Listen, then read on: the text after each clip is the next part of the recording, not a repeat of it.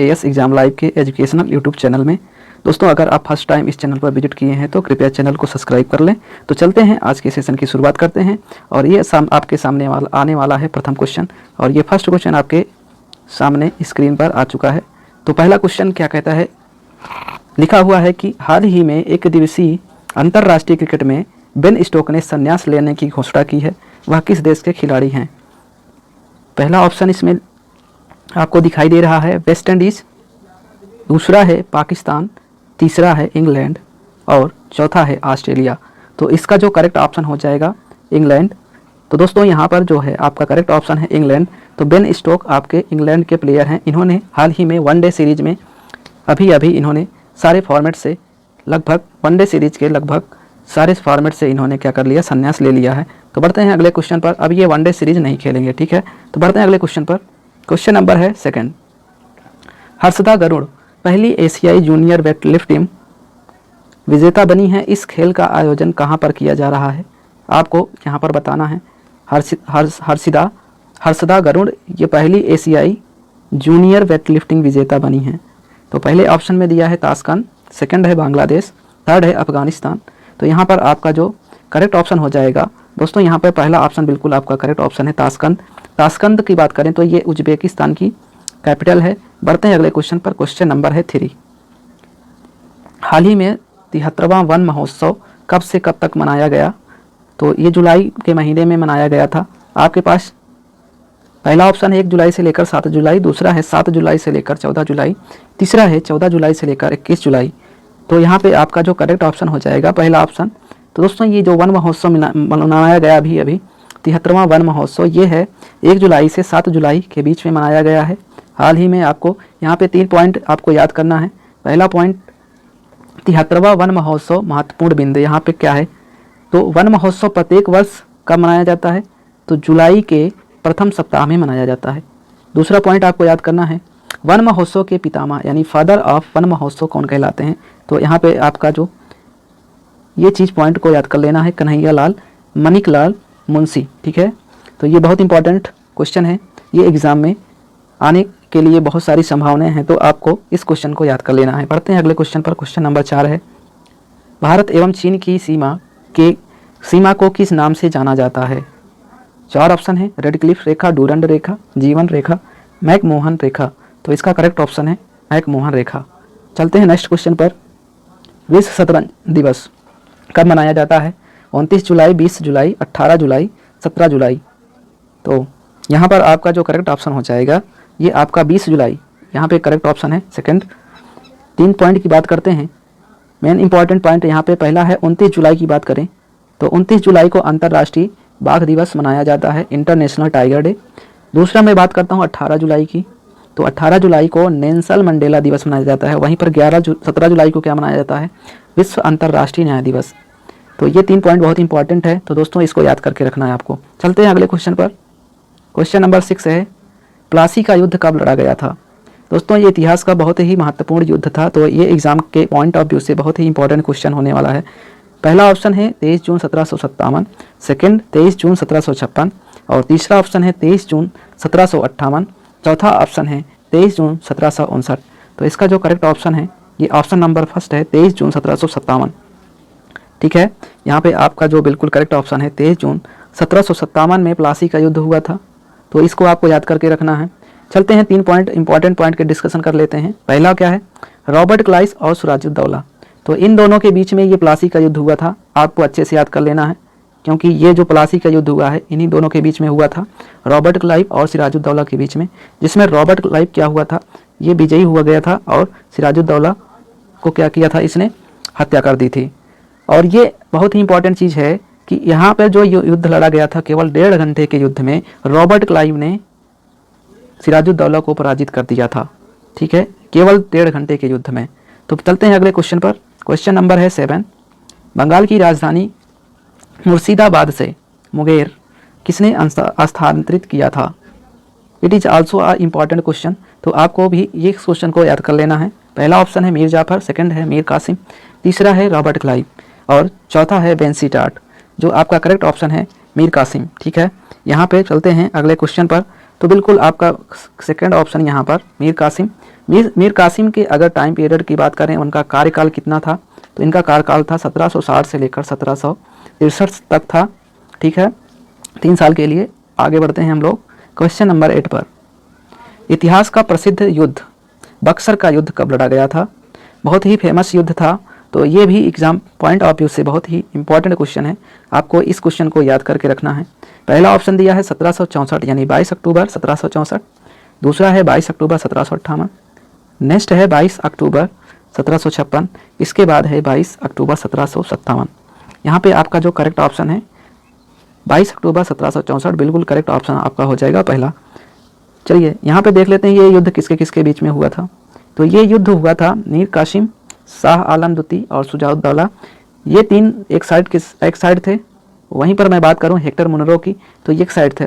ठीक है, यहाँ पे बात देखिए, इसमें इन तीनों के साथ एक साथ लड़ाई हुआ था और यहाँ पर शाह आलम द्वितीय, मीर कासिम और शुजाउद्दौला की हत्या कर दी गई, जिसमें हेक्टर मुनरो यहाँ पर जीत गया था इस युद्ध को।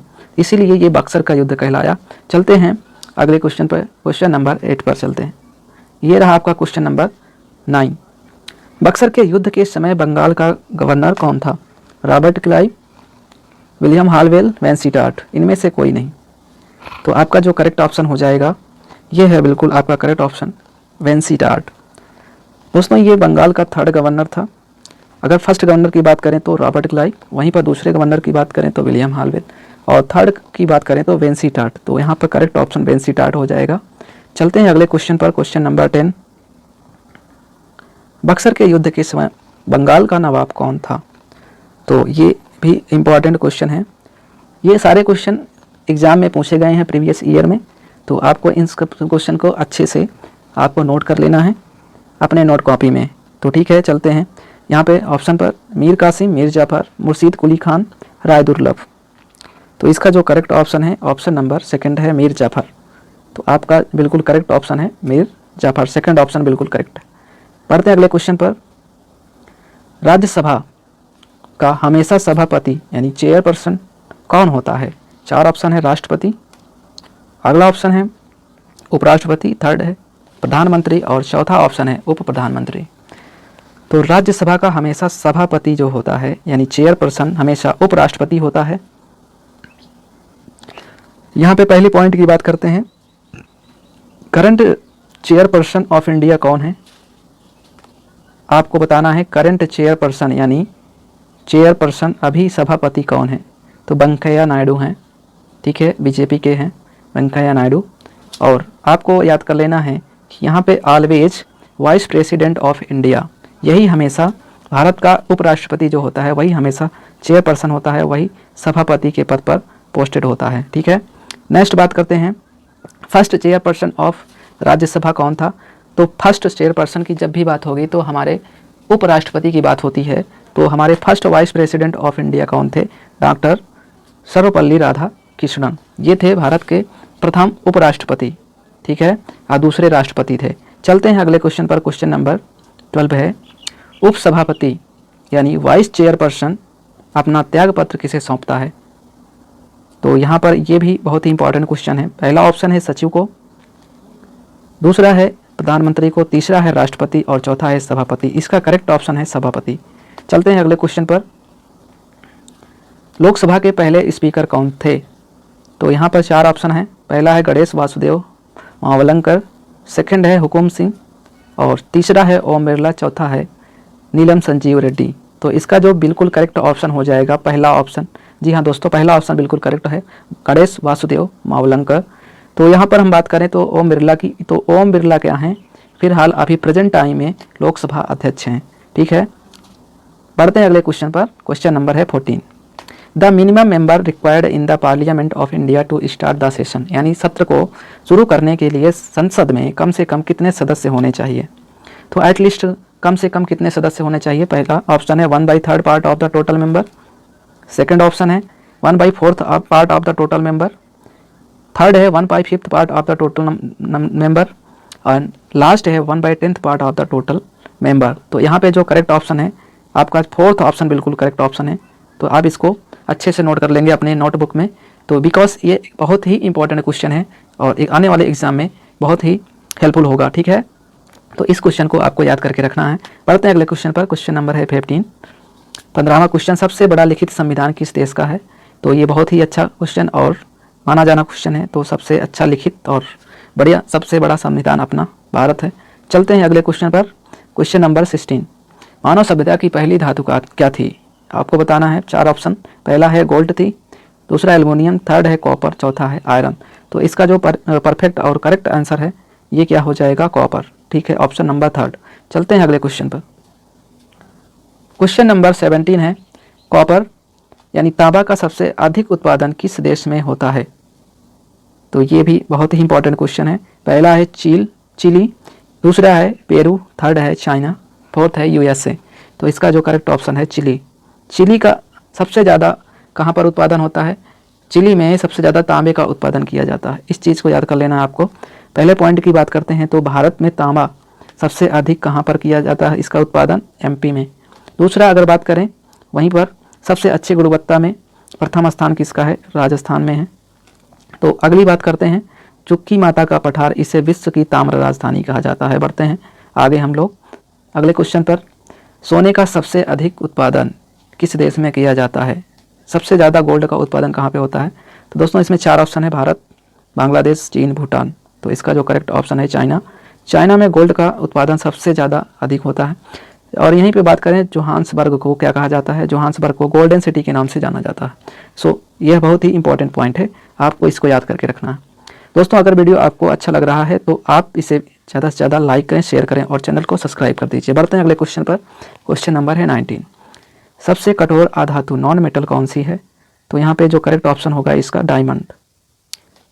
किम्बरले की बात करते हैं जो कि अफ्रीका की एक कंट्री है। यहाँ पर हीरा नगरी यानी इसे हीरा कहा जाता है। क्यों? क्योंकि डायमंड कैपिटल किसे कहा जाता है? Antwerp. It is a big market of the gold. ये गोल्ड का बहुत ही बिग मार्केट है, इसलिए इसे एंटवर्प यानी मार्केट यहाँ पे डायमंड कैपिटल के नाम से जाना जाता है। तो ये 2 पॉइंट आपको याद करके रखना है। चलते हैं अगले क्वेश्चन पर। क्वेश्चन नंबर 20 है, माइका यानी अभ्रक का सबसे अधिक उत्पादन किस देश में होता है? पहला ऑप्शन है, फर्स्ट ऑप्शन आपका है चाइना, दूसरा है भारत, तीसरा है रसिया और चौथा है इनमें से कोई नहीं। तो यहाँ पे माइका अभ्रक की बात करें तो आपका करेक्ट ऑप्शन हो जाएगा चाइना। तो चीन सबसे ज़्यादा यहाँ पर अभ्रक का उत्पादन करता है। नेक्स्ट क्वेश्चन पे चलते हैं। क्वेश्चन नंबर 21 है, निम्न में से कौन सी यांत्रिक तरंग है? Which of the following is a mechanical wave? तो यहाँ पे पहला ऑप्शन है एक्स किरणें, दूसरा है रेडियो वेव्स, तीसरा है माइक्रोवेव्स, चौथा है साउंड वेव्स। तो इसका जो करेक्ट ऑप्शन है यहाँ पर आपका 4th नंबर बिल्कुल करेक्ट ऑप्शन हो जाएगा साउंड वेव्स। चलते हैं अगले क्वेश्चन पर। नेक्स्ट क्वेश्चन है क्वेश्चन नंबर 22, ध्वनि की चाल सबसे अधिक किस माध्यम में होता है? दोस्तों ध्वनि की जो स्पीड होती है ये हमेशा सॉलिड में मैक्सिमम होता है। तो इसमें स्टील, हवा, पानी, निर्वात में सॉलिड कौन सी है? स्टील हो जाएगी। तो आपका बिल्कुल करेक्ट ऑप्शन स्टील है, पहला ऑप्शन बिल्कुल करेक्ट है। नेक्स्ट क्वेश्चन आज के सेशन का question number 23, what is measured in the hertz? यानी हर्ट्ज में हम किसे मापते हैं? तो यहाँ पर आपके 4 ऑप्शन है, आवृत्ति, ऊर्जा, ऊष्मा, चाल। तो इसका जो करेक्ट ऑप्शन है ये है फ्रीक्वेंसी, यानी आवृत्ति को हम लोग हर्ट्ज में मेजर करते हैं। चलते हैं नेक्स्ट क्वेश्चन पर। क्वेश्चन नंबर है 24, N acid is substance which, एक अम्ल ऐसा पदार्थ है जिसमें क्या होता है? डोनेट प्रोटॉन को डोनेट करता है, वहीं पर एक्सेप्ट एन इलेक्ट्रॉन को एक्सेप्ट करता है, गिव H+ आयन देता है, ऑल ऑफ द एबव। तो यहाँ पे जो तीनों ऑप्शन हैं ये सारी प्रक्रियाएं एसिड में होती हैं और इसीलिए यहाँ पर आपका चौथा ऑप्शन बिल्कुल करेक्ट है, ऑल ऑफ द एबव। पढ़ते हैं अगले क्वेश्चन और ये इस सेशन का और ये लास्ट क्वेश्चन है। तो question number 25, saliva secreted from mouth and digest. Saliva mouth से रिलीज किया जाता है और ये पोषण किसका पाचन करता है? तो आपका जो करेक्ट ऑप्शन हो जाएगा स्टार्च का पाचन कौन करता है? सलाइवा। चलते हैं अगले क्वेश्चन पर और ये रहा आपके आज के होमवर्क का क्वेश्चन। पहला लिखा हुआ है कि in which year united nation organisation was establish, UNO का गठन कब किया गया था? दोस्तों यूएनओ बहुत इंपॉर्टेंट क्वेश्चन है, आपको इसका जवाब आपको इसके कमेंट में देना है। इस वीडियो के कमेंट में जाकर आप इसका आंसर लिखेंगे तो यहाँ पे आपको कमेंट बॉक्स में इस आंसर इसका रिप्लाई करना है, ठीक है। तो आज के सेशन में बस इतना ही चलेंगे, मिलेंगे अगले सेशन में। तब तक के लिए बाय बाय, नमस्कार, जय हिंद, जय भारत।